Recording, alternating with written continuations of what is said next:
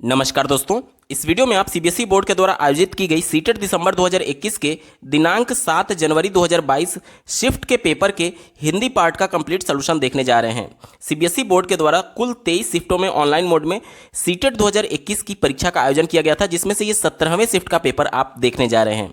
अगर सभी शिफ्टों के पेपर के कंप्लीट सॉल्यूशन के साथ साथ सभी सब्जेक्ट्स के कंप्लीट पेडागोजी को डिटेल में पढ़ना और समझना चाहते हैं तो इस वीडियो के समाप्त होने के बाद से आप इस वीडियो का डिस्क्रिप्शन जरूर चेक करिएगा। और अगर आप चैनल पर पहली बार विजिट कर रहे हैं तो इसको सब्सक्राइब करते हुए बेल आइकन को जरूर प्रेस कर लीजिएगा सीटेट, यूपी टेट और सुपर टेट की बेहतरीन तरीके से तैयारी करने के संदर्भ में। चलिए दोस्तों, आज के इस महत्वपूर्ण वीडियो को शुरू करते हैं। प्रश्न संख्या 91 से 99 तक दिए गए पैराग्राफ पर आधारित पूछा गया था। पैराग्राफ के प्रश्नों को सॉल्व करने की सबसे अच्छी विधि यह है कि सबसे पहले आप प्रश्नों पर एक बार नजर डाल लीजिए, ताकि जब आप पैराग्राफ को पढ़ेंगे तो तुरंत आपको उसका उत्तर क्लिक करेगा। साथ ही कुछ प्रश्न आपको ऐसे मिल जाते हैं जो कि ग्रामेटिकल बेस होते हैं, जिसका पैराग्राफ से कोई लेना देना नहीं होता है, तो डायरेक्टली आप उस प्रश्न को हल कर पाएंगे और आपका समय भी बचेगा। चलिए सबसे पहले प्रश्नों पर एक बार नजर डाल लेते हैं। पहला प्रश्न पूछा गया है, दुनिया में लोग किसके बल पर सफल हुए हैं। अगला प्रश्न पूछा गया है, अपने कार्यों को पूरा करने के लिए कौन सी बात बहुत जरूरी है। 93 नंबर का प्रश्न आप अपने स्क्रीन पर देख पा रहे होंगे, गद्यांश में सच्ची मनुष्यता के किस गुण का उल्लेख किया गया है। बात करेंगे प्रश्न संख्या 94 की, दिया गया है यदि आप अपने लक्ष्य को पाने के लिए दृढ़ संकल्प लेते हैं तो। बात करेंगे अगले प्रश्न की, दिया गया है कि अब कर्म और उसके बीच कोई तीसरा नहीं हो सकता, वाक्य का आशय क्या है। अगला प्रश्न पूछा गया है, सफलता शब्द में कौन सा प्रत्यय है। देखिए ये एक ऐसा प्रश्न है जिसको सॉल्व करने के लिए आपको पैराग्राफ पढ़ने की आवश्यकता ही नहीं है, ठीक है। सफलता में अगर मूल शब्द की बात करें तो सफल है, और प्रत्यय की बात करें, प्रत्यय ही आपसे पूछा गया तो इसमें प्रत्यय ता लगा हुआ है, यानी मूल शब्द सफल और प्रत्यय ता। ऑप्शन नंबर 1 सही जवाब हो जाएगा। बात करेंगे अगले प्रश्न की, आप अपने स्क्रीन पर देख पा रहे होंगे 97 नंबर का प्रश्न पूछा गया है, संकट या मुश्किलों को पार करने का अर्थ क्या है। बात करेंगे अगले प्रश्न की, क्रोध शब्द क्या है। तो क्रोध शब्द के बारे में भी आपको बताने के लिए इस पैराग्राफ को पढ़ने की कोई भी आवश्यकता ही नहीं है। क्रोध क्या होता है, तो ये एक किसी का नाम है। क्रोध क्या है, नाम है, और ऐसी चीज का नाम है जिसे ना तो हम छू सकते हैं ना तो देख सकते हैं, सिर्फ महसूस कर सकते हैं। यानी कि ये क्या है, ये भाव है। यानी नाम से ये कंफर्म हो गया कि ये संज्ञा है और हम इसे छू नहीं सकते, देख नहीं सकते, यानी कि भाव हो गया। तो कंफर्म हो गया हमारा विकल्प नंबर 1, ये भाववाचक संज्ञा है। विकल्प नंबर 1 भाववाचक संज्ञा इसका बिल्कुल सही जवाब हो जाएगा। बात करेंगे इस पर आधारित अंतिम प्रश्न की, आप अपने स्क्रीन पर देख पा रहे होंगे, दिन रात में कौन सा समास है। तो देखिए इस प्रश्न को भी सॉल्व करने के लिए पैराग्राफ पढ़ने की कोई भी आवश्यकता नहीं है, ये ग्रामर बेस्ड क्वेश्चन है, ठीक है। दिन रात में देखिए प्रथम पद दिन है और उत्तर पद यानी अंतिम पद रात है। दोनों की प्रधानता है और बीच में योजक चिन्ह लगा हुआ है। यानी कि जब दोनों की प्रधानता हो और बीच में योजक चिन्ह लगा हो तो उसमें द्वंद्व समास होता है। क्या होता है, द्वंद्व समास। विकल्प नंबर 3 देखिए द्वंद्व समास इसका बिल्कुल सही जवाब हो जाएगा। बाकी के प्रश्नों को सॉल्व करने के लिए आपको पैराग्राफ पढ़ने की आवश्यकता पड़ेगी, तो चलिए जल्दी से हम लोग इस पैराग्राफ को पढ़ लेते हैं। दिया गया है, दुनिया में जितने भी लोग सफल हुए हैं सभी लोग अपनी मेहनत के बल पर ही सफल हुए हैं। पहला प्रश्न का उत्तर आपको मिल चुका है। एक प्रश्न पूछा गया था कि दुनिया में जो लोग सफल हुए हैं वो किसके बलबूते पर सफल हुए हैं, तो अपनी मेहनत के बल पर, ठीक है। आगे पढ़िए, उन्होंने बिना कुछ सोचे समझे लोगों की नकारात्मक बातों को अपने से दूर रखा। नकारात्मक बातों को क्या किया, अपने से दूर रखा, अपने कार्यों को पूर्ण किया और अंत में उन्हें सफलता प्राप्त हुई। अगर आप अपने लक्ष्य को पाने के लिए दृढ़ संकल्प लेते हैं और दिन रात कड़ी मेहनत करते हैं तो आपके रास्ते में जितने भी संकट या मुश्किलें आएंगी आप उन्हें पार कर पाएंगे। आगे पढ़िए, जब कोई व्यक्ति इस संकल्प के साथ अपने को कार्य के लिए साध लेता है कि जब कर्म और उसके बीच कोई तीसरा नहीं हो सकता, चाहे वह कर्म के फल की इच्छा ही क्यों ना हो, तो उसके जीवन के सभी दुख अपने आप खत्म हो जाते हैं। जीवन में उमंग और खुशियां भर जाती हैं। सही मायने में जो मनुष्य क्रोध से मुक्त होता है और जिसके मन में एकजुट होने की इच्छा होती है वही सफल असल में सच्चा मनुष्य होता है। तो एक प्रश्न ये भी पूछा गया था। चलिए अब जो बाकी के प्रश्न हैं उसको हम लोग देख लेते हैं। पहला प्रश्न हमसे पूछा गया था, दुनिया में लोग किसके बल पर सफल हुए हैं। तो देखिए दुनिया में लोग अपने परिश्रम यानी मेहनत के बल पर सफल हुए हैं। विकल्प नंबर 3 इसका बिल्कुल सही जवाब हो जाएगा। बात करेंगे प्रश्न संख्या 92 की, दिया गया है कि अपने कार्यों को पूरा करने के लिए कौन सी बात सबसे ज़्यादा जरूरी है। तो पहले विकल्प से शुरुआत करेंगे। कहा जा रहा है कि दूसरों की नकारात्मक बातों को ध्यान से सुनना, तो ये गलत हो गया। दूसरा देखिए, दूसरों की नकारात्मक बातों का विरोध करना, ये भी गलत हो गया। दूसरों की नकारात्मक बातों से दूर रहना, ये विकल्प बिल्कुल सही है। दूसरों की नकारात्मक बातों से प्रभावित होना, ये गलत हो गया। यानी कि इसका क्या हो जाएगा, विकल्प पैराग्राफ के अनुसार विकल्प नंबर 3 इसका बिल्कुल सही बात है, क्योंकि नकारात्मक बातों से दूर रहने की बात की गई थी। विकल्प नंबर 3 सही उत्तर हो जाएगा। बात करेंगे प्रश्न संख्या 93 की। आप अपने स्क्रीन पर देख पा रहे होंगे, गद्यांश में सच्ची मनुष्यता के किस गुण का उल्लेख किया गया है। तो पैराग्राफ के अंत में ही इसके बारे में बात की गई थी। देखिए, पहला दिया गया लक्ष्य निर्धारित करने का गुण, दूसरा दिया गया सकारात्मक बातें करने का गुण, तीसरा दिया गया क्रोध से मुक्त होने का गुण। तो यही सबसे पैराग्राफ में अंत में मेंशन किया गया था, क्रोध से मुक्त होने का गुण। ये विकल्प बिल्कुल पॉजिटिव है और यही इसका सही जवाब हो जाएगा। बात करेंगे प्रश्न संख्या 94 की। दिया गया है, यदि आप अपने लक्ष्य को पाने के लिए दृढ़ संकल्प लेते हैं तो पहला विकल्प दिया गया चुनौतियों का सामना करने में मुश्किल नहीं होती है। दूसरा दिया गया अधिक मेहनत करनी पड़ेगी। तीसरा अनेक संकटों का सामना करना पड़ेगा और सदैव फल की इच्छा करते रहेंगे। तो ये सभी तो गलत हो गया, एक ही विकल्प बचा ऑप्शन नंबर 1। देखिए, चुनौतियों का सामना करने में मुश्किल नहीं होगी, यह विकल्प बिल्कुल पॉजिटिव और यही सही जवाब हो जाएगा पैराग्राफ के अनुसार। बात करेंगे प्रश्न संख्या 95 की। आप अपने स्क्रीन पर देख पा रहे होंगे, दिया गया है जब अब कर्म और उसके बीच कोई तीसरा नहीं हो सकता, वाक्य का आशय क्या है। पहले विकल्प से देखिए, अपने कर्म के लिए किसी तीसरे का सहयोग नहीं लेना, यह गलत हो गया। चाहे कुछ भी हो जाए कर्म के पथ से नहीं डिगना। तीसरा दिया गया दूसरों की सलाहों को नहीं सुनना, यह गलत है। संकटों का सामना करना, यह भी गलत है। एक ही विकल्प बचा ऑप्शन नंबर 2, इसका बिल्कुल सही जवाब हो जाएगा पैराग्राफ के अनुसार। बात करेंगे प्रश्न संख्या 96 की, जिसका उत्तर हमने देख लिया था, सफलता में प्रत्यय पूछा गया था। तो ऑप्शन नंबर 1 ता प्रत्यय इसका बिल्कुल सही जवाब हो गया था। बात करेंगे प्रश्न संख्या 97 की। दिया गया है संकट या मुश्किलों को पार करने का अर्थ क्या है। तो देखिए, पहले विकल्प से मुसीबतों से घिरे रहना, यह गलत हो गया। मुसीबतों से उबर जाना, तीसरा दिया गया मुसीबतों से घबराते रहना और चौथा दिया गया मुसीबतों के प्रति आशंकित रहना। तो एक ही विकल्प बचा ऑप्शन नंबर 2, मुसीबतों से उबर जाना, इसका बिल्कुल सही जवाब हो जाएगा। इस पर आधारित जो अगला प्रश्न पूछा गया था, क्रोध शब्द में कौन सा, क्रोध शब्द क्या है, तो हमने इसका उत्तर देखा था ऑप्शन नंबर 1 भाववाचक संज्ञा, इसका बिल्कुल सही जवाब हो गया था। इस पर आधारित जो अंतिम प्रश्न था, हमने देखा था दिन रात में कौन सा समास है, तो ऑप्शन नंबर 3 द्वंद्व समास इसका बिल्कुल सही जवाब था।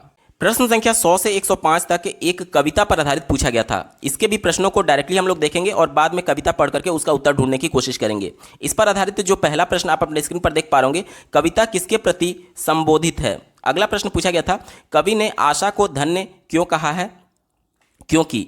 आगे बढ़ेंगे प्रश्न संख्या 102, आप अपने स्क्रीन पर देख पा रहे होंगे, दिया गया है निराशा की निशा। बात करेंगे 103 नंबर प्रश्न की, कवि ने आशा के सहारे किसका अस्तित्व बने रहने की बात की है। 104 नंबर का प्रश्न दिया गया है कि निराशा में उपसर्ग और मूल शब्द क्या है। तो ये एक ऐसा प्रश्न है जिसको सॉल्व करने के लिए आपको पैराग्राफ यानी कि कविता पढ़ने की आवश्यकता नहीं है, ये ग्रामर बेस्ड क्वेश्चन है, ठीक है। तो इसमें मूल शब्द और उपसर्ग पूछा गया था।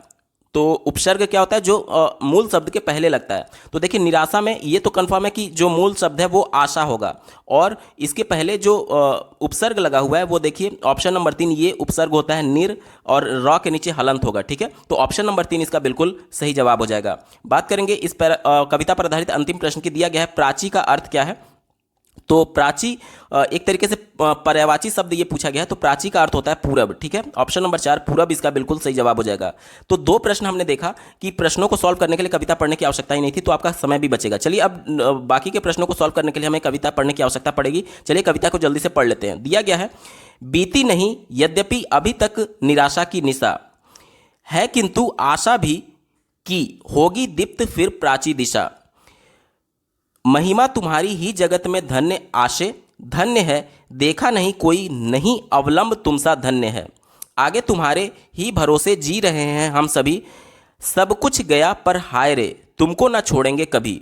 आगे तुम्हारे ही सहारे टिक रही है यह मही, धोखा ना दीजो अंत में विनती हमारी है यही। चलिए अब बाकी के प्रश्नों को देख लेते हैं। जो पहला प्रश्न पूछा गया था 100 नंबर का, आप अपने स्क्रीन पर देख पा रहे होंगे, कविता में किसके प्रति संबोधन किया गया है। तो कविता में आशा के प्रति, यानी जो आशा होती है उसके प्रति संबोधन किया गया है। Option number 2 hope, hope means आशा, आशा के प्रति संबोधित किया गया है। ऑप्शन नंबर 2 बिल्कुल सही जवाब हो जाएगा।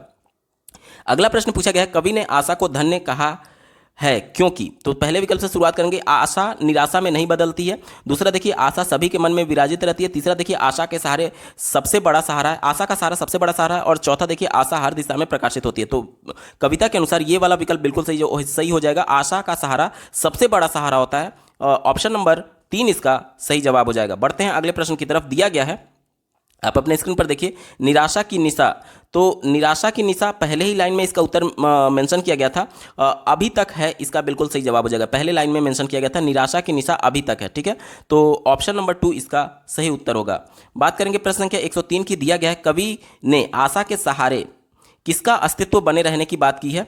तो आशा के सहारे यहाँ पर देख सकते हैं धरती की अस्तित्व बने रहने की बात की थी। ऑप्शन नंबर 4 इसका बिल्कुल सही जवाब हो जाएगा। यहाँ पर मैं कुछ भी उत्तर अपने मन से नहीं लगा रहा हूँ, जो कुछ भी कविता में मेंशन किया गया था उसी के हिसाब से लगा रहा हूँ, और इसी प्रकार से आपको भी उत्तर देना है। अपनी तरफ से कोई भी उत्तर नहीं देना है आपको, ठीक है।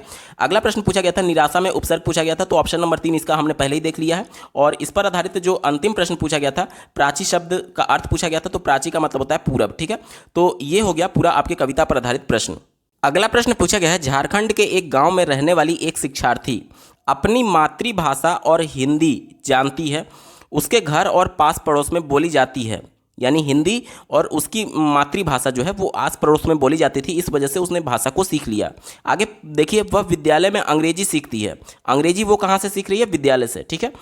कौन सी भाषाएं भाषा अर्जन के और कौन सी भाषाएं भाषा अधिगम के अंतर्गत आती हैं? चलिए इसी को ध्यान में रख करके हमें उत्तर देना है। देखिए सबसे पहले हिंदी, और उसने मातृभाषा कैसे सीखा था? अपने परिवेश से सीखा था, अपने पास पड़ोस में बोली जा रही थी उसी को अनुकरण करते करते सीख लिया था। यानी कि इसके लिए कोई ग्रामर का रूल नहीं पड़ा, औपचारिक विधियों का इस्तेमाल नहीं हुआ। यानी कि ये क्या है? ये भाषा का अर्जन है। मातृभाषा और हिंदी उसने अर्जित किया है। और जो विद्यालय में वो अंग्रेजी सीख रही है, अंग्रेजी सीखना विद्यालय में औपचारिक तरीके से व्याकरण के नियमों के अंतर्गत, तो ये क्या है? ये अधिगम है। यानी मातृभाषा और हिंदी भाषा का अर्जन है और अंग्रेजी जो है वो भाषा अधिगम है इस प्रश्न के अनुसार। चलिए अब विकल्पों पर चलते हैं। पहला विकल्प दिया गया है मातृभाषा और हिंदी भाषा अर्जन के अंतर्गत आती है, यह विकल्प बिल्कुल सही है, अभी हमने देखा। दूसरा दिया गया है अंग्रेजी भाषा अधिगम के अंतर्गत आती है, यह भी बात बिल्कुल सही है, क्योंकि जो विद्यालय में औपचारिक तरीके से सीखे जाएगा वो अधिगम होगा, और नेचुरल इन्वायरमेंट में लोगों का अनुकरण कर करके जो भाषा सीखी गई है उसे भाषा का अर्जन कहते हैं, ठीक है। तो पहला दूसरा सही है। तीसरा देखते हैं हिंदी भाषा अधिगम के अंतर्गत आती है, ये विकल्प निगेटिव है। क्यों? क्योंकि देखिए हिंदी भाषा को उसने अपने पास पड़ोस में देखा, सुनते सुनते सीखा था, तो ये अधिगम नहीं है। अधिगम का मतलब क्या होता है कि व्याकरण के नियमों के अंतर्गत प्रयास के माध्यम से हम लोग सीख रहे हैं। तो इसके लिए वो व्याकरण का नियम नहीं सीखी थी, अपने पास पड़ोस में अनुकरण करते करते वो बोलना सीख गई थी। तो ये अधिगम नहीं है बल्कि अर्जन होना चाहिए था। चौथा देखिए तीनों भाषाएं भाषा अर्जन के अंतर्गत आती हैं, ये विकल्प गलत हो गया, क्योंकि अंग्रेजी औपचारिक तरीके से वो विद्यालय में सीख रही, तो ये भाषा का अधिगम है ना कि अर्जन है। यानी कि केवल 1 और 2 वाला विकल्प सही है। दिए गए ऑप्शंस में देखिए विकल्प नंबर 1 और 2 इसका बिल्कुल सही जवाब हो जाएगा। अगला प्रश्न दिया गया है निम्नलिखित में से कौन सा विद्यार्थी को लिखना सिखाने का विशिष्ट शिक्षण शास्त्रीय क्रम है? यानी कि बच्चों को लिखना कैसे सिखाया जाता है, उसका क्रम क्या होगा, आपसे पूछा जा रहा है। तो सबसे पहले विभिन्न प्रकार की आकृतियां बच्चों को बनाने के लिए दी जाती हैं। आकृतियां कहने का मतलब ये थोड़ी है कि आप उसको डिजाइन बोल रहे, नहीं, ये कहने का मतलब कि बच्चा कोई भी आड़ा तिरछा उल्टा सीधा रेखा इस प्रकार से खींचेगा, इस प्रकार से खींचेगा, कभी वर्ग बनाएगा, कभी त्रिभुज बनाएगा, कभी ऐसे ऐसे गोजेगा। ये क्या है? ये विभिन्न प्रकार की आकृतियां हैं। तो सबसे पहले वो आकृतियों को बनाना सीखता है, तो ये पहले नंबर पर हो गया। दूसरे नंबर पर देखिए उसके बाद से जब विभिन्न प्रकार की लाइन खींचना, ऐसे वैसे आकृतियां बनाना सीख लिया, उसके बाद से वो क्या करेगा? उसके बाद से वो सीधी लाइन और गोला और अक्षर लिखना सीखता है, तो ये दूसरे नंबर पर हो गया। और तीसरे नंबर पर देखिए विद्यार्थियों से ऊंचे स्वर में अक्षर बुलवा करके उनके बारे में लिखवाना। यानी कि पहले बच्चा सीधे उल्टे सीधे लाइन खींच रहा था, उसके बाद से सीधी रेखा और गोला बनाना सीखा और लिखना सीख रहा है, और अंतिम में वो ऊंचे स्वर में खुद बोल रहा है, ठीक है, और उसके बाद से उसी बोले गए शब्द को वो लिख रहा है, तो ये तीसरे नंबर पर हो जाएगा। दिए गए विकल्प में देखिए 2, 1 और 3 इसका सही क्रम होगा। विकल्प नंबर 3 देखिए 2, 1, 3 इसका बिल्कुल सही जवाब होगा। अगला प्रश्न पूछा गया था शब्द दीवार लिखित या मुद्रित शब्दों का समूह है जो बड़े आकार में होते हैं और कक्षा की दीवार पर इस तरह लगाए जाते हैं कि वे दिखाई पड़े। अब आपसे पूछा जा रहा है कि इस शब्द दीवार के माध्यम से साक्षरता की कौन सी अवधारणाएं या कौशल विकसित नहीं की जा सकती या नहीं सिखाई जा सकती। प्रश्न को ध्यान से समझिएगा। एक दीवार पर कोई एक इस प्रकार का चार्ट लगाया गया है जिसमें शब्द लिखे गए हैं, ठीक है, बड़े बड़े अक्षर में शब्द लिखे गए हैं, और इसको देख करके, इस चार्ट पेपर को देख करके बच्चों में कौन कौन सा कौशल विकसित होगा, और आपसे पूछा जा रहा है कि कौन सा विकसित नहीं होगा, यानी निगेटिव सेंस में हमसे पूछा गया है। चौथे विकल्प से शुरुआत करके कहा जा रहा है कि मूल शब्दों की समझ। ये तो बात बिल्कुल सही है, जब शब्द लिखे हैं तो बच्चे मूल शब्दों को समझ पाएंगे, तो ये पॉजिटिव था, हमारा उत्तर नहीं होगा। तीसरा देखिए, ध्वनि के नियमों को समझ करके पढ़ना। ये भी बात बिल्कुल सही है, शब्दों को देख करके बच्चे ध्वनि को पढ़ सकते हैं। ये पॉजिटिव था, हमारा उत्तर नहीं होगा। पहला देखिए, वर्तनी की आकृति के प्रति जागरूकता। ये यानी कि मान लीजिए नल लिखा है तो इसकी वर्तनी न और लौ लिखा है तो इसकी आकृतियों के प्रति, यानी कि ये इसकी आकृति ही तो है, तो उसके प्रति जागरूकता, तो ये भी पॉजिटिव था, हमारा उत्तर नहीं होगा। एक ही विकल्प बचा ऑप्शन नंबर 2 देखिए, कठिन शब्दों का उच्चारण। ये विकल्प निगेटिव है। क्यों? क्योंकि देखिए, केवल आप चार्ट पेपर को देख करके उच्चारण थोड़ी सीख पाएंगे। उच्चारण आपको खुद बोलना पड़ेगा, तभी तो आपका उच्चारण शुद्ध होगा। यानी कि कठिन शब्दों का उच्चारण आपको खुद करना पड़ेगा। केवल चार्ट पेपर पर उच्चारण नहीं लिखा है, उसे आप खुद बोल करके उच्चारित करेंगे। और यह बोला गया था कि चार्ट पेपर को देख करके साक्षरता की कौन सी अवधारणा या कौशल नहीं सिखाई जा सकती, तो ये उच्चारण नहीं सिखाया जा सकता। क्यों नहीं सिखाया जा सकता? क्योंकि उच्चारण आपको खुद सक्रिय होकर के खुद करना पड़ेगा, चार्ट पेपर उच्चारण नहीं करेगा। यह विकल्प निगेटिव था और यही हमारा सही जवाब हो जाएगा। चलिए अगला प्रश्न बहुत ध्यान से समझिएगा, बहुत इंपॉर्टेंट है। कहा जा रहा है कि कक्षा 5 को काल यानी कि टेंस के नियम समझाने के बाद अध्यापिका जोड़ों में कार्य करवाती है, यानी कि पेयर्स में बच्चों को टास्क देती है। यहां पर देखिए, विद्यार्थी ए पाठ्य सामग्री में से वर्तमान काल का एक वाक्य लेकर के बी को भूतकाल में सुनाती है। ध्यान से समझिएगा, पाठ्य पुस्तक में से एक वर्तमान काल का एक सेंटेंस लिया गया है, प्रेजेंट टेंस का सेंटेंस लिया गया है, और बी को वो पास्ट टेंस में सुनाती है उसी सेंटेंस को। ठीक है, आगे पढ़िए। विद्यार्थी ए अनुमान लगाती है कि वर्तमान काल क्या होगा। विद्यार्थी ए उसके अनुमान लगाने तक आवश्यकता अनुसार वर्तमान से भूतकाल में वाक्य बनाती है। यह गतिविधि किसके सबसे अधिक करीब है? तो ध्यान से समझिएगा, यहाँ पर सीधे तौर पर जो पाठ्य पुस्तक से उसने वर्तमान काल में एक वाक्य लिया था, उसको सीधे उसने भूतकाल में कन्वर्ट कर दिया था। ठीक है, और उसके बाद से ये देखिए, आवश्यकता अनुसार वर्तमान काल से भूतकाल में वाक्य को बनाती है, यानी कि ये सीधे प्रोडक्ट बनाया जा रहा है, यानी कि सीधे आउटपुट की बात की जा रही है। आउटपुट मतलब कि उत्पादन की बात की जा रही है, डायरेक्टली इसमें कोई भी प्रोसेस नहीं है। ठीक है, तो इसी को ध्यान में रख करके देखिए, ऑप्शन नंबर 2 में देखिए केवल उत्पाद की बात की गई है, यानी कि डायरेक्टली उसने वर्तमान काल में पाठ्य सामग्री देखा और उसको डायरेक्टली भूतकाल में कन्वर्ट कर दिया। प्रोसेस नहीं है, सीधे आउटपुट वो बता रही है, इस वजह से ये उत्पाद से संबंधित है। ऑप्शन नंबर 2 देखिए, स्वयं की उत्पाद परिकल्पना, इसका बिल्कुल सही जवाब हो जाएगा। अगला प्रश्न पूछा गया था, एक अध्यापक कक्षा 4 में 2 के जोड़ों में कार्य करवाती है। फिर से पेयर की बात की गई है, बच्चे जोड़े में गतिविधि कर रहे हैं। पहला देखिए, वह विद्यार्थी ए को वेटर बनने के लिए और विद्यार्थी बी को ग्राहक बनने के लिए कहती है। प्रत्येक जोड़े को आपस में संवाद करने के लिए कहा जाता है, यानी कि कम्युनिकेशन करने के लिए कहा जाता है। यह गतिविधि किसमें सुधार लाने के लिए सबसे कम योगदान देगी, यानी निगेटिव सेंस में हमसे पूछा गया है। देखिए, बच्चे ग्रुप में काम कर रहे हैं, एक बच्चा वेटर बना है और उसी ग्रुप का दूसरा बच्चा जो है वो ग्राहक यानी कि कस्टमर बना हुआ है। अब आपस में वो कम्युनिकेट कर रहे हैं, संवाद कर रहे हैं, तो इससे कौन सा जो उनमें एक तरीके से सुधार लाने में सबसे कम योगदान देगा, आपसे पूछा जा रहा है। पहले बात करेंगे विकल्प 1 की, अभिव्यक्ति में स्पष्टता। जाहिर सी बात है, जब बच्चे एक्सप्रेस कर रहे हैं, कम्युनिकेट कर रहे हैं, तो उनमें अभिव्यक्ति में स्पष्टता आएगी, तो ये तो पॉजिटिव सेंस में हो गया, इस वजह से हमारा उत्तर नहीं होगा, क्योंकि सबसे कम योगदान वाला पूछा गया था। दूसरा देखिए, सक्रिय श्रवण। जाहिर सी बात है, जब एक बच्चा कुछ बोल रहा होगा, उसको ध्यानपूर्वक सुनने के बाद ही दूसरा बच्चा रिएक्ट कर पाएगा, यानी कि सक्रिय श्रवण कौशल भी विकसित किया जा सकता है, ये भी पॉजिटिव था, इस वजह से हमारा उत्तर नहीं होगा। तीसरा देखिए, वाक्य रचना। अब बच्चा, मान लीजिए जो एक बच्चा कुछ बोला, उसका प्रश्न सुन करके या फिर उसकी बातों को सुन करके जो अगला बच्चा रिएक्ट करेगा, वो जाहिर सी बात है वाक्य रचना करेगा ही करेगा, मतलब अपने मन में सेंटेंस बनाकर ही रिप्रेजेंट करेगा, तो वाक्य रचना भी बिल्कुल पॉजिटिव है, हमारा उत्तर नहीं होगा। लेकिन अगर बात करें ऑप्शन नंबर 4 की, शब्द संपदा, यानी कि वोकैबुलरी की बात की जा रही है, तो इसमें वोकैबुलरी, ऐसा भी नहीं है कि वोकैबुलरी बिल्कुल भी बच्चे नहीं सीख पाएंगे, नए शब्दों को नहीं सीख पाएंगे, लेकिन ये कम इंपॉर्टेंट है, क्योंकि यहाँ पर वोकैबुलरी पर ज़्यादा फोकस नहीं है, ज़्यादा फोकस है कम्युनिकेट करने पर। तो बच्चा बस एक तरीके से जिस प्रकार से उद्दीपक हो रहा है, अगला बच्चा रिएक्ट कर रहा है, उसी हिसाब से अपना उत्तर बच्चा तैयार करके दे रहा है। ठीक है, तो यहाँ पर शब्द संपदा थोड़ा सा निगेटिव सेंस में, और यहीं आपसे पूछा गया था कि किसमें सुधार लाने में सबसे कम योगदान देगी, तो शब्द संपदा में सुधार लाने में सबसे कम योगदान देगी। ऑप्शन नंबर 4 ही इसका सही उत्तर होगा। अगला प्रश्न पूछा गया था, विद्यार्थियों को दृश्यात्मकता सिखाने के लिए कौन सी सर्वाधिक उपयुक्त होगी। दृश्यात्मकता मतलब कि एक तरीके से कोई एक ऐसा सिचुएशन, घटना की बात की जा रही है जो कि बच्चे के सामने प्रत्यक्ष तौर पर नहीं हो रहा है, लेकिन वो चीज़ें इमेजिन करके, कल्पना करके अपने मन में ही उसका दृश्य इमेजिन कर रहा है, तो उसके संदर्भ में ये आया हुआ है। तो कौन सा कहा जा रहा है कि कौन सा सर्वाधिक उपयुक्त होगा? चौथे विकल्प से शुरुआत करेंगे। कहा जा रहा है कि कल्पना करें और अंतिम दृश्य का कोई विकल्प लिखें। तो देखिए, ये केवल कल्पना करने की बात की जा रही है और अंतिम दृश्य को लिखने की बात की जा रही है, कोई विकल्प लिखने की बात की जा रही है। ठीक है, तो यहाँ पर देखिए विकल्प कोई दिया गया होगा, उसी विकल्प में से चुनने की बात की जा रही है। तो इसमें क्रिएटिविटी नहीं है, बच्चा अपनी तरफ से कोई खास कल्पना नहीं कर रहा है। यहाँ पर कल्पना शब्द आपको जरूर दिख रहा होगा, लेकिन ये भी कहा जा रहा है कि दृश्य का कोई विकल्प लिखें।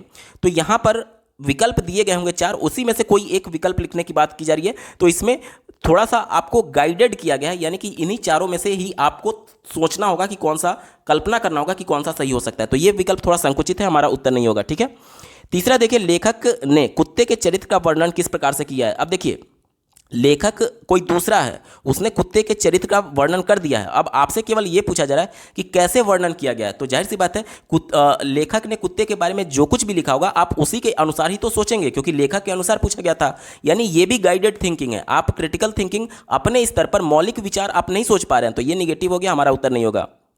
दूसरा देखिए, पाठ्य सामग्री में बने चित्रों को देखो और बताओ कि आप क्या देख पा रहे हो। तो ये भी बिल्कुल एक तरीके से गाइडेड थिंकिंग है, क्योंकि आप चीज़ों को बुक में देख रहे हैं कि चित्र क्या बना हुआ है और उसी के हिसाब से आप सोच रहे हैं। तो ये गाइडेड थिंकिंग है, हमारा उत्तर नहीं होगा, मौलिक विचार इसमें नहीं है।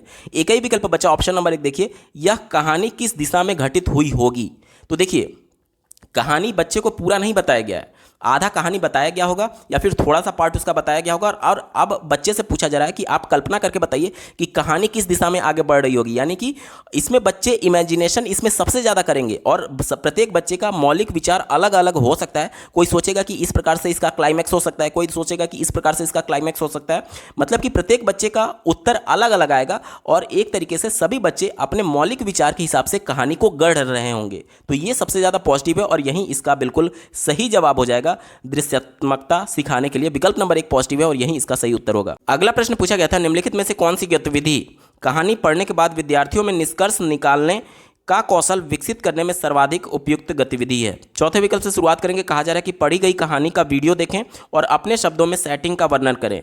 सेटिंग मतलब कि वीडियो में क्या क्या सेटिंग है उसकी बात की जा रही है। ठीक है, अपने शब्दों में उसकी सेटिंग का वर्णन करने की बात की जा रही है उस वीडियो के। तो ये कहानी से कुछ खास लेना देना नहीं था, इस वजह से ये विकल्प हमारा नहीं होगा। ठीक है, सेटिंग की बात की जा रही है, ध्यान से समझिएगा।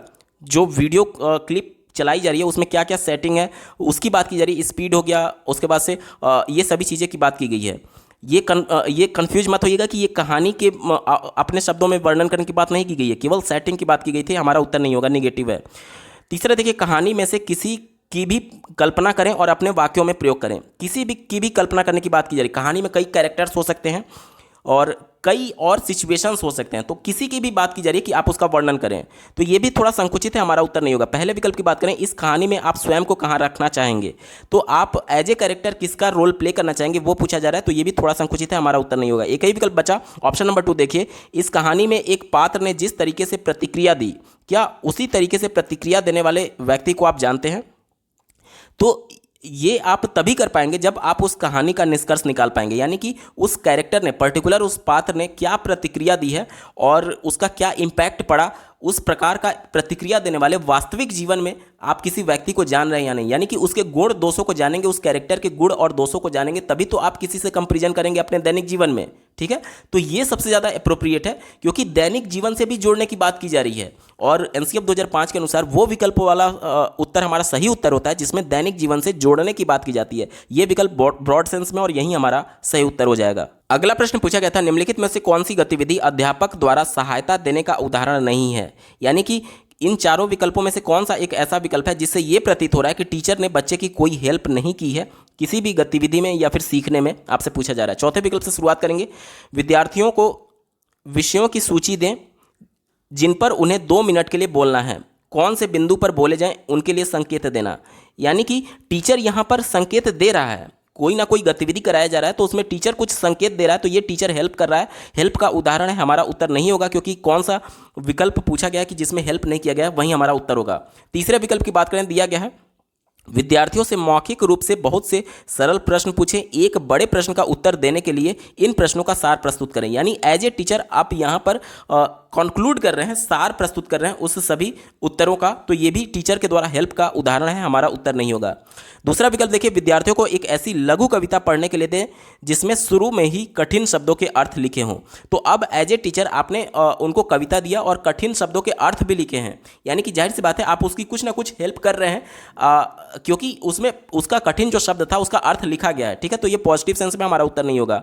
एक ही विकल्प बचा ऑप्शन नंबर 1 देखिए, विद्यार्थियों से कोई पॉडकास्ट सुनने के लिए कहें और उससे सीखे किन्हीं 2 नए शब्दों को साझा करने के लिए कहें। अब एज ए टीचर आपका इसमें कोई खास रोल नहीं है। क्यों रोल नहीं है? क्योंकि आपने कोई पॉडकास्ट सुनने के लिए केवल बोल दिया और उसमें से 2 नए शब्द साझा करने के लिए बच्चे करें, तो सब कुछ बच्चे ही कर रहे हैं। पॉडकास्ट भी बच्चे सुनेंगे, उसमें से 2 नए शब्द भी निकालेंगे और उसको कक्षा में साझा भी करेंगे। मतलब कि एज ए टीचर आपने कुछ नहीं किया इसमें, तो ये सबसे ज़्यादा सहायता देने का उदाहरण नहीं है, तो यही हमारा सही जवाब हो जाएगा, विकल्प नंबर 1 सही उत्तर होगा। अगला प्रश्न पूछा गया था, विद्यार्थियों को पूर्व सर्ग सिखाने के लिए निम्नलिखित में से कौन सी निगमन विधि है? ध्यान से समझिएगा, पूछा जा रहा है कि कौन सी निगमन विधि का उदाहरण है। निगमन विधि का मतलब ये होता है, देखिए निगमन किससे शुरू हो रहा है? नी से, तो ध्यान से समझिएगा, एक होता है आगमनात्मक विधि और दूसरा होता है निगमन विधि। निगमन विधि नी से शुरू हो रहा था, इसका मतलब ये हो गया कि पहले नियम बताया जाएगा फिर उदाहरण बताया जाएगा, तो वो वाला विकल्प हमारा सही होगा जिसमें पहले नियम बताने की बात की जाए और उसके बाद उदाहरण बताने की बात की जाए। चौथे विकल्प से शुरुआत करेंगे, दिया गया है वाक्य देना, विद्यार्थियों को इन वाक्यों में उन शब्दों की पहचान करने के लिए कहना जो संज्ञा, सर्वनाम और क्रिया का विशेषण नहीं है। तो इस चौथे वाले ऑप्शन में कहीं भी अभी नियम बताने की बात नहीं की गई है, इस वजह से ये हमारा निगमन विधि नहीं है, उत्तर नहीं होगा। तीसरा देखिए, एक गद्य खंड पढ़ाते समय पूर्व सर्गों के प्रयोग के नियम बताना। यहाँ पर देख लीजिए, ये आपको जरूर लग रहा होगा कि ये नियम की बात की गई है, लेकिन प्रयोग के नियम यानी कि उदाहरण किस प्रकार से यूज करना उसकी बात की गई है, तो ये विकल्प निगेटिव है, हमारा उत्तर नहीं होगा, क्योंकि पहले नियम बताया जाता उसके बाद इसका प्रयोग बताया जाता है। और ये विकल्प क्या कह रहा है कि प्रयोग के नियम यानी कि किस प्रकार से प्रयोग करना है, डायरेक्टली उसका यूज बताया जा रहा है। ठीक है, तो ये विकल्प निगेटिव हो गया, हमारा नियम उत्तर नहीं होगा। दूसरा देखिए, पूर्व सर्गों के बहुत से उदाहरण देना और विद्यार्थियों को नियम बताने के लिए कहना। पहले उदाहरण आ गया यानी कि ये क्या हो गया? आगमनात्मक विधि हो गया, तो ये भी विकल्प हमारा नहीं होगा। एक ही विकल्प बचा ऑप्शन नंबर 1 देखिए, पूर्व सर्ग ने, पर, ऊपर के प्रयोग के नियम बताना और उदाहरण देना। देखिए यहां पर पहले नियम आ गया और उसके बाद उदाहरण दिया गया, ध्यान से समझिएगा। आपको लग रहा होगा कि मैंने तीसरे वाले विकल्प में प्रयोग के नियम को गलत कर दिया और पहले वाले विकल्प में प्रयोग के नियम को सही क्यों कर दिया। तो यहां पर देख लीजिए, पहले वाले विकल्प में प्रयोग का नियम बताया गया है, फिर उसके बाद उदाहरण बताया गया है, और तीसरे वाले विकल्प में एक तरीके से केवल नियम बताने की बात की गई थी, और वो भी नियम कैसे बताया जा रहा था? गद्य खंड का प्रयोग करते हुए वहां पर कुछ शब्द आया होगा तो उसका किस प्रकार से यूज करना है वो केवल बताया गया है, नियम नहीं बताया गया है। लेकिन यहां पर पहले नियम बताया गया है और उसके बाद उदाहरण देकर के उसको स्पष्ट किया गया है, तो यही निगमनात्मक विधि होगा, निगमन विधि का यही उदाहरण है। ऑप्शन नंबर 1 पॉजिटिव और यही इसका सही जवाब हो जाएगा। अगला प्रश्न पूछा गया था, भारत में सभी बच्चे आदर्श स्थिति में अपनी विद्यालयी शिक्षा मातृभाषा यानी घर की भाषा से शुरू करते हैं और माध्यमिक स्तर पर 2 या 2 से अधिक भाषाएं जोड़ते जाते हैं। शिक्षा में भाषा की युक्ति किस रूप में जानी जाती है? तो ध्यान से समझिएगा, मातृभाषा से बच्चे शुरू करके और अनेक भाषाओं की तरफ जाते हैं, यानी मातृभाषा आधारित बहुभाषावाद इसका सही उत्तर हो जाएगा। दिए गए विकल्प में देखिए ऑप्शन नंबर 1 मातृभाषा आधारित बहुभाषावाद इसका बिल्कुल सही उत्तर है। अगला प्रश्न पूछा गया है, बच्चों द्वारा डैश को पढ़ने के प्रामाणिक स्रोत के रूप में देखा जाता है। ध्यान से समझिएगा, कौन सा ऑथेंटिक सोर्स ऑफ रीडिंग है ये आपसे बोला जा रहा है। तो पत्र तो होगा नहीं, क्योंकि पत्र किसी के द्वारा लिखा जाता है, तो ये ऑथेंटिक नहीं माना जा सकता, ये हमारा उत्तर नहीं होगा। श्रुतलेख होगा नहीं, क्योंकि श्रुतलेख का मतलब होता है सुन करके लिखना, तो इसमें पढ़ने की बात नहीं आ रही, हमारा उत्तर नहीं होगा। और सुन करके कोई गलत भी लिख सकता है, तो यानी ये प्रामाणिक नहीं है। साहित्य की बात की जा रही है, तो साहित्य भी हमारा उत्तर नहीं होगा, क्योंकि लिटरेचर की बात की गई है। ठीक है, ये थोड़ा संकुचित है। पाठ्य पुस्तक की बात करें तो ये हमारा प्रमाणिक होगा। क्यों? क्योंकि साहित्य जो है वो कहीं ना कहीं इस पाठ्य पुस्तक में ही तो लिखा गया होगा, यानी कि साहित्य किसी पुस्तक में ही तो इंक्लूड किया जाता है, यानी कि साहित्य जो है वो थोड़ा संकुचित है, क्योंकि वो पहले से ऑप्शन नंबर 2 पाठ्य पुस्तक में इंक्लूडेड था। इस वजह से साहित्य अब हमारा उत्तर नहीं होगा और पाठ्य पुस्तक हमारा सही जवाब हो जाएगा, विकल्प नंबर 2 सही उत्तर है। अगला प्रश्न पूछा गया है, निम्नलिखित में से कौन सा भाषा सीखने के आकलन का सबसे प्रभावशाली उपकरण है? भाषा सीखने का मूल्यांकन करना है तो लिखित परीक्षा तो होगा नहीं। क्यों? क्योंकि भाषा के 4 कौशल होते हैं, तो लिखित परीक्षा के माध्यम से आप सिर्फ एक कौशल की बात कर रहे हैं, बच्चों का एक तरीके से सिर्फ और सिर्फ लिखने की बात हो रही है, तो ये विकल्प हमारा नहीं होगा, गलत हो गया। ठीक है, दूसरा बात की जा रही है श्रुत लेख। श्रुत लेख का मतलब होता है सुन करके लिखना। तो यहाँ पर केवल दो कौशल का विकसित किया जा सकता है, पहला सुनना और दूसरा लिखना। तो ये भी हमारा उत्तर नहीं होगा क्योंकि संकुचित था, क्योंकि दो और भाषाई कौशल छूट रहे हैं। तीसरा देखिए दत्त कार्य बोला जा रहा है, दत्त कार्य भी नहीं होगा क्योंकि बच्चे होमवर्क कर रहे हैं, तो होमवर्क में सिर्फ लिखने का कौशल एक तरीके से विकसित हो सकता है। अवलोकन की बात करें तो अवलोकन में सभी कौशल आ सकते हैं, जैसे कि आप किसी को बोलते हुए सुन रहे हैं, तो बोलते हुए सुन रहे हैं तो आप में श्रवण कौशल का विकास हो गया। उसके बाद से कोई लिखित अभिव्यक्ति है तो उसको भी अवलोकित अगर आप कर रहे हैं तो उसको भी आप एक तरीके से लिखित अभिव्यक्ति को पढ़ें, यानी पढ़ने का कौशल आपके अंदर विकसित हो गया। इसके बाद से आप किसी से इंटरेक्शन कर रहे हैं, तो इंटरेक्शन के दौरान जब आप अपनी प्रतिक्रिया दे लेते हैं तो आप दूसरे की प्रतिक्रिया के लिए उसका वेट करते हैं, अवलोकन करते हैं, यानी इसमें इंटरेक्शन भी है। ठीक है। और साथ ही साथ लिखने की अगर बात करें तो कोई डॉक्यूमेंट आप लिख रहे हैं, उसके बाद से आप उसका अवलोकन करते हैं वैलिडेशन चेक करने के लिए कि क्या ये सही लिखा गया है अथवा नहीं। तो इसमें एक तरीके से भाषा सीखने के चारों कौशल समाहित हैं और इस वजह से यही सबसे ज़्यादा प्रभावशाली होगा आकलन करने के लिए। ठीक है। क्योंकि एज ए टीचर मान लीजिए आप केवल अवलोकन ही कर रहे हैं बच्चे का, तो उस कंडीशन में आप बच्चे का अवलोकन कैसे करेंगे? या तो वो इंटरेक्शन कर रहा होगा, तो इंटरेक्शन के दौरान एक तरीके से भाषा का सबसे अधिक प्रयोग किया जाता है और इंटरेक्शन को ही, अंतःक्रिया को ही भाषा के सबसे महत्वपूर्ण पक्ष के तौर पर देखा जाता है। इस वजह से यहाँ पर अवलोकन जो है वो सबसे ज़्यादा पॉजिटिव है और यही इसका बिल्कुल सही जवाब हो जाएगा। अगला प्रश्न पूछा गया था, निम्नलिखित में से कौन सा प्रामाणिक पठन सामग्री के उद्देश्य को प्राप्त करने में मदद करेगा? ध्यान से समझिएगा। चौथे विकल्प से शुरुआत करेंगे। दिया गया कि अध्यापक द्वारा जापानी भाषा में लिखी गई कहानी का अंग्रेजी में अनुवाद। तो हो सकता है कि टीचर के द्वारा कुछ गलती कर दिया गया हो, तो इसे हम लोग प्रामाणिक नहीं मान सकते हैं क्योंकि अध्यापक के द्वारा भी भाषा को ट्रांसलेट करने में गलती हो सकती है, तो ये प्रामाणिक नहीं है, हमारा उत्तर नहीं होगा। तीसरा देखिए, अपने फ़ोन पर रिकॉर्ड की गई 2 मिनट की कोई वीडियो। अब फ़ोन पर आप कोई वीडियो रिकॉर्ड कर रहे हैं तो वो पठन सामग्री प्रामाणिक थोड़ी माना जा सकता है। हो सकता है कि जो बच्चा या फिर जो भी व्यक्ति उसमें एक्ट कर रहा हो वो गलत तरीके से चीज़ों को उच्चारित कर रहा हो, तो इससे इसे प्रामाणिक पठन सामग्री नहीं माना जा सकता। ये विकल्प निगेटिव है, हमारा उत्तर नहीं होगा। पहला देखिए ध्वनियों की सूची। अब देखिए ध्वनियों की केवल सूची यानी कि केवल वर्णों की बात की जा रही है, तो ये प्रामाणिक नहीं है। क्यों? क्योंकि केवल आप वर्ण तक सीमित थोड़ी रहेंगे पठन सामग्री के तौर पर, तो ये विकल्प संकुचित था, हमारा उत्तर नहीं होगा। एक ही विकल्प बचा ऑप्शन नंबर 2। देखिए, किसी स्थानीय होटल की व्यंजन सूची, यानी जिसे आप मेनू बोलते हैं, वो प्रामाणिक पठन सामग्री मानी जा सकती है। कैसे? किसी स्थानीय क्षेत्र में वहाँ की भाषा में पर्टिकुलर उस व्यंजन को, उस खाने की वस्तु को क्या कहा जाता है वो उसकी मेनू में लिखा होगा और वहाँ के स्थानीय भाषा के हिसाब से वो उसके लिए एक प्रामाणिक पठन सामग्री हो जाएगा और प्रामाणिक पठन सामग्री के उद्देश्य को प्राप्त करने में मदद करेगा। ये सबसे ज़्यादा पॉजिटिव है और यही इसका सही जवाब हो जाएगा, क्योंकि एक तो ये लिखित होगा और दूसरा वहाँ की स्थानीय भाषा में उस पर्टिकुलर व्यंजन को जो कुछ भी कहा जाता होगा उसी प्रमाणिक तौर पर वो सब कुछ वेरीफाई करके लिखा गया रहता है। ठीक है, उसमें गलती होने के चांसेस कम रहते हैं। तो ये विकल्प पॉजिटिव है और यही हमारा उत्तर हो जाएगा। विकल्प नंबर 2 सही जवाब है। अगला प्रश्न पूछा गया है, किसी जटिल कथानक की संरचना को समझाने के लिए कौन सा ऑनलाइन उपकरण विद्यार्थियों की सबसे अधिक मदद करेगा? ऑनलाइन उपकरण की बात की गई है, ध्यान से समझिएगा। पहला दिया गया है जटिल शब्दों को सरल शब्दों में बदलकर की गई रिकॉर्डिंग। तो केवल यहाँ पर शब्दों को रिकॉर्डिंग किया गया है बदल करके, कठिन शब्दों को सरल शब्दों में बदल करके।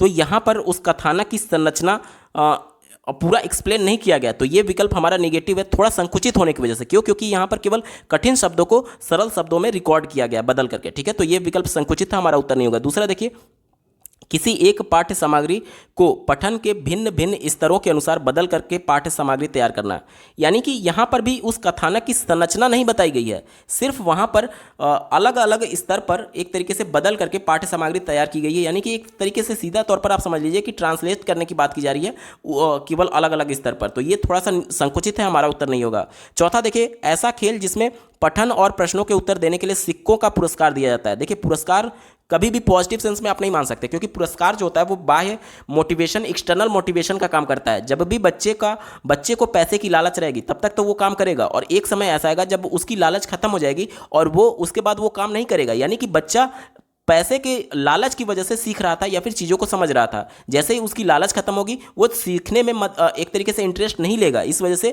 पुरस्कार नेगेटिव सेंस में हमारा उत्तर नहीं होगा। एक ही विकल्प बचा ऑप्शन नंबर 3। देखिए, एक ऐसा मानस मानचित्र यानी माइंड मैपिंग कार्यक्रम जिसमें विचारों को अलग अलग घटकों में प्रस्तुत किया गया हो, यानी कि एक ही विचार को अलग अलग तरीके से रिप्रेजेंट करने की बात की जा रही है। तो इसमें कथानक की संरचना को सबसे अधिक एक तरीके से समझाया जा सकता है ऑनलाइन उपकरण के माध्यम से। यह सबसे ज़्यादा पॉजिटिव और यही इसका सही उत्तर होगा। अगला प्रश्न पूछा गया था, एक विद्यार्थी ने 9 वर्ष के उत्सव आयोजन पर एक अनुच्छेद लिखा। जल्दी से उसके पैराग्राफ को पढ़ लेते हैं। क्या कहा जा रहा है? कहा जा रहा है कि 9 वर्ष के दिन मेरे परिवार और मैंने अपने मित्रों को आखिरी घंटे गिनने के समय आमंत्रित किया।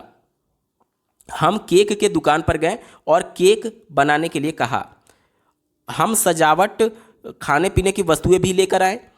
मेरे माता पिता ने गुब्बारे फुलाए और मैंने घर सजाने में मदद की। हमारे मित्र रात्रि भोज के लिए आए और मध्य रात्रि तक रुके। तो ध्यान से समझिएगा, यहाँ पर क्या कहा जा रहा है कि अनुच्छेद लेखन के संदर्भ में विद्यार्थियों को सर्वाधिक रूप से किस पर अधिक ध्यान देने के लिए कहना चाहिए। तो यहाँ पर देखिए, ये कहा गया कि हमारे मित्र रात्रि भोज के लिए आए और मध्य रात्रि तक रुके। तो यहाँ हमारे मित्र नहीं होना चाहिए, क्योंकि मेरे मित्र होना चाहिए, क्योंकि एक विद्यार्थी के द्वारा ये अनुच्छेद लिखा गया है। तो यहाँ पर जो भाव प्रकट कर रहा है वो विद्यार्थी केवल अकेला है, सिंगुलर है। तो हमारे मित्र नहीं बल्कि मेरे मित्र होना चाहिए। इसके अलावा यहाँ पर जो घटनाएं हैं वो सही ढंग से व्यवस्थित भी नहीं है। तो यहाँ पर सबसे पहले ये चाहिए कि आप एज ए टीचर बच्चे को सुझाव देंगे कि सभी घटनाओं को सही क्रम में व्यवस्थित करें। इसके बाद से जो कुछ भी संशोधन की आवश्यकता है उसमें संशोधन करें।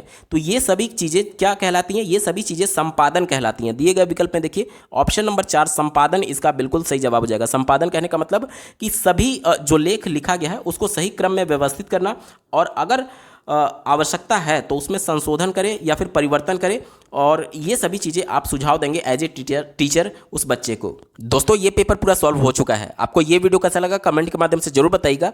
साथ ही साथ अगर आप सीटेट प्रीवियस ईयर पेपर के साथ साथ सभी सब्जेक्ट्स के कंप्लीट पेडागोजी को डिटेल में पढ़ना और समझना चाहते हैं तो इस वीडियो के बाद इस वीडियो का डिस्क्रिप्शन जरूर चेक करिएगा। और अगर आप चैनल पर पहली बार विजिट करें तो इसको सब्सक्राइब करते हुए बेल आइकन को जरूर प्रेस कर लीजिएगा, सीटेट, यूपी टेट और सुपर टेट की बेहतरीन तरीके से तैयारी करने के संदर्भ में।